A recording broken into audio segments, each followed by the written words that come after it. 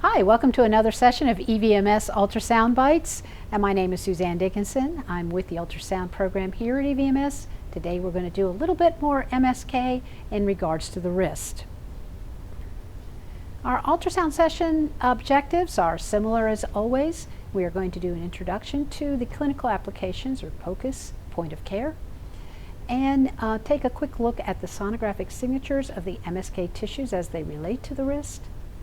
And machine setup and options, the patient setup and the acoustic window, and your acquisition of your images, as well as some pitfalls and pearls, and an SPI snapshot, and scanning cards that you'll find on Blackboard that'll assist you in your journey through the badging system. So for the purposes of the wrist sonogram, and we're going to be evaluating for the median nerve compression at the carpal tunnel and tenosynovitis. And for this, we have to consider the relational anatomy of the bone signatures, of the nerve signatures, the tendons, which are going to be our wrist flexors, the muscles, again, wrist flexors, and our pronator quadratus. You can also see, if we go back to the nerves for a second, you can also see the ulnar nerve, but you're going to be concentrating on the median nerve and practicing your skills following that median nerve up and down the forearm. So for the carpal tunnel, let's remember that the tendons and nerves, again, they have that fibrillar pattern, and they may have a similar echogenicity depending upon the sound beam incidence or anisotropy and the location. So again, you just have to know your anatomy. If we look at the carpal tunnel and look at the structures within the carpal tunnel, remember we have one nerve and 9 tendons. And those tendons are going to be coming off of our flexors. So the white arrow is pointing to the median nerve in both the drawing and in the ultrasound image. And the open arrow is going to be look at the ulnar nerve. So that's going to be way over at the pisiform. Again, I'll reiterate that we're going to be concentrating on following the median nerve, as this skill set will help you when you learn your needling skills that will accompany some of your ultrasound sessions. Additionally, there are some arrowheads on here, and that is just representing the retinaculum. So the sonographic signature of a retinaculum is a bit on the hypoechoic side. It's just that there are so many brighter layers of collagen overlying that tends to then lose some of the sound beam of the retinaculum itself. So the deep shadowing that you do see in between the flexor carpi radialis and the flexor pollicis longus, that deep shadowing is always going to be there, so don't be alarmed by that when you try to get rid of it. So just concentrate on following that median nerve and don't be distracted by that deep shadow between those two tendons. Now in long, I want you to appreciate that, again, we're going to have that similar echo texture, but just remember that the median nerve is going to be the more superficial structure. The tendon should be a little bit brighter. And then also just appreciate that you're going to see the carpus in its long axis. You're going to have a more specific carpal bones that you're going to see. So when you're following the median nerve, you tend to see the radius and then its attachment to the lunate and the lunate's attachment to the capitate. But as you can see also, just concentrating also on those tendons, where you can see those tendons deep to the median nerve also now that I've put in these labels. You can appreciate them. Now, the sonographic signature at the level of the PQ or the pronator quadratus is going to be a little bit different. When we look at that median nerve, remember it's going to be on the backdrop of something darker. It's like looking at white writing on a black background.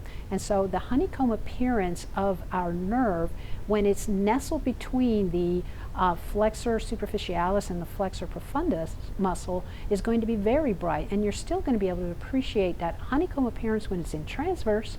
And then also it's the striated appearance when you turn long.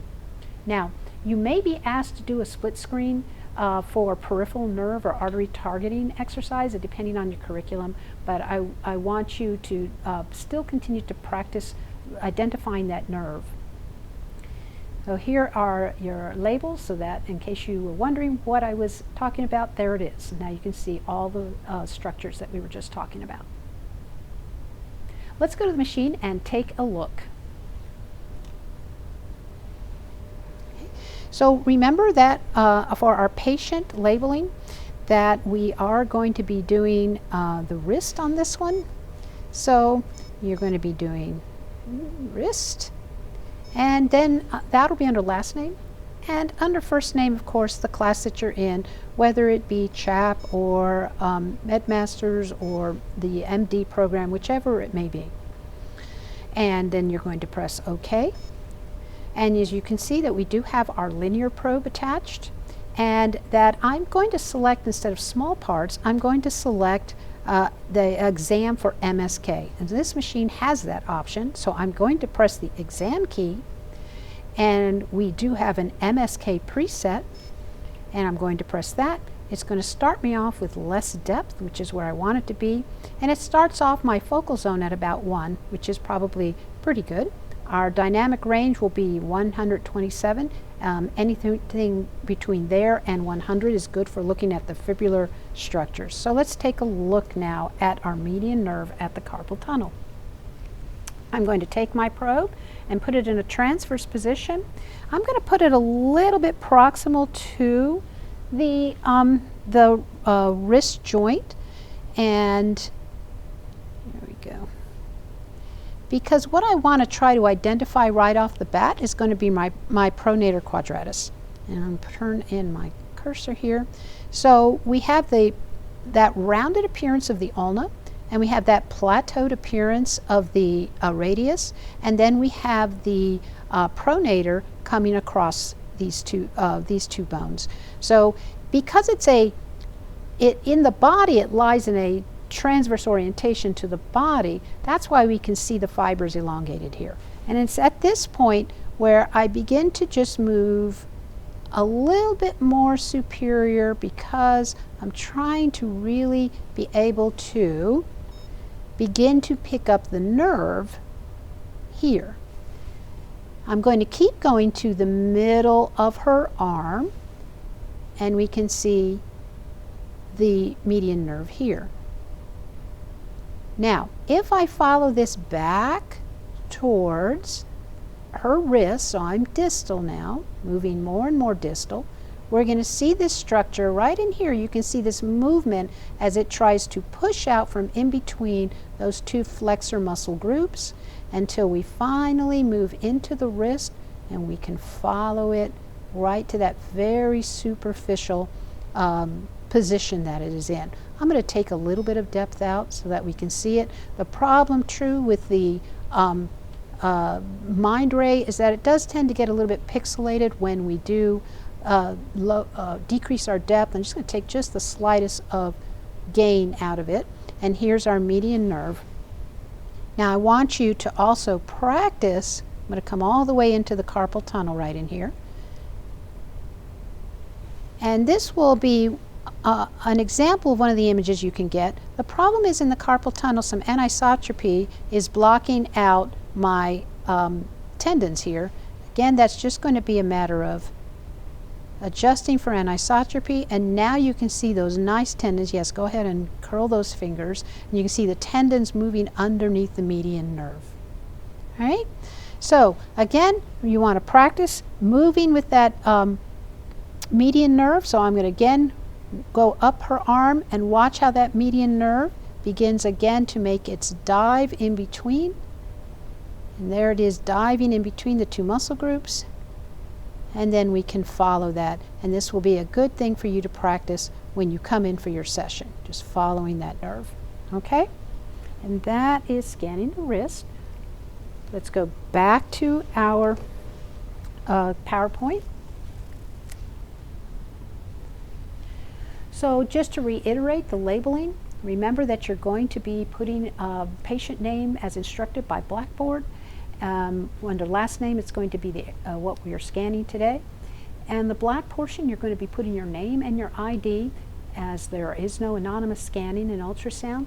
And then the area of concern, we want you to do a transverse image in the median nerve. Remember too that we may be asking you to do a split screen in order for you to be practicing your needling techniques.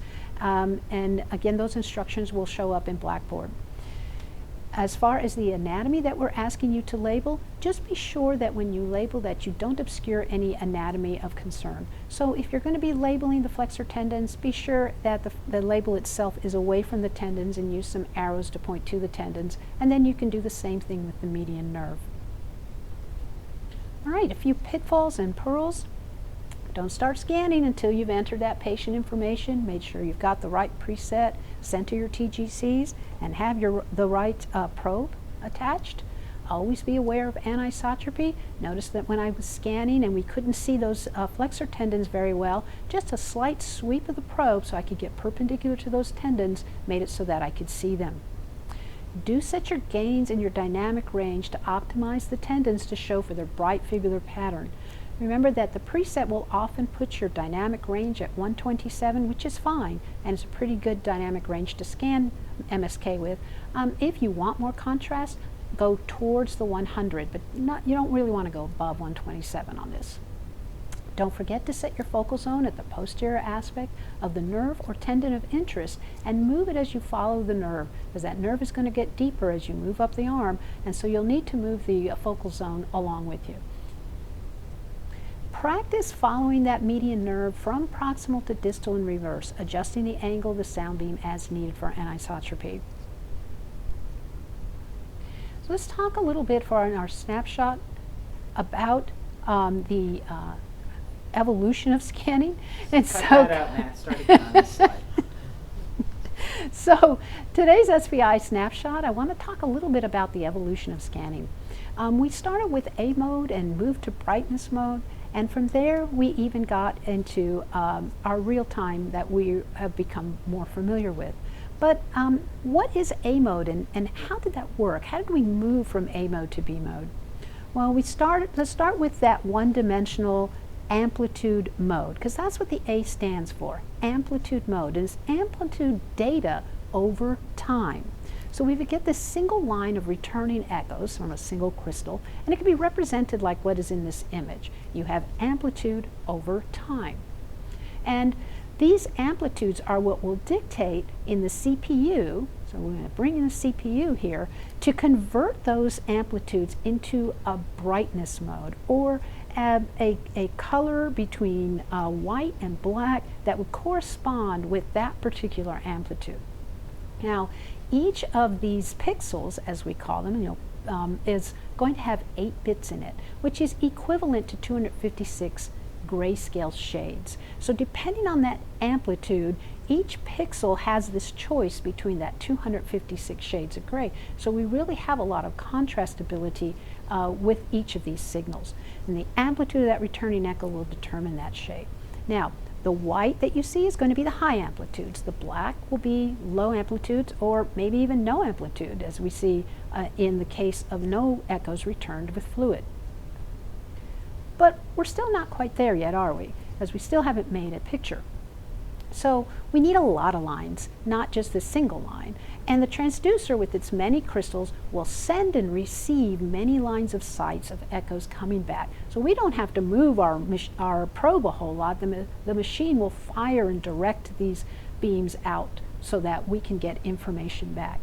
And with today's systems, with the CPU being so advanced compared to when ultrasound first started, they can read many of those lines and apply these B mode levels of gray to create our image. But we're still not quite there yet. We have to be able to make an image out of this, a 2D image, because we're still just looking at a single dimension image. And it used to be we could actually see the lines of sight. This is a very, very old image, and you can actually see the lines of sight. And we used to just get a static image, and that was B mode. But now we do real time, where we're able to process all of these images very, very quickly. And so one image refreshes, another image refreshes, in what we know today is that real time scanning of anywhere from 30 to 24 and even more frames per second, so that we can watch things happen as we move our probe. Well, I want to thank you for joining us for Ultrasound Soundbites for this episode, and we will see you again next time.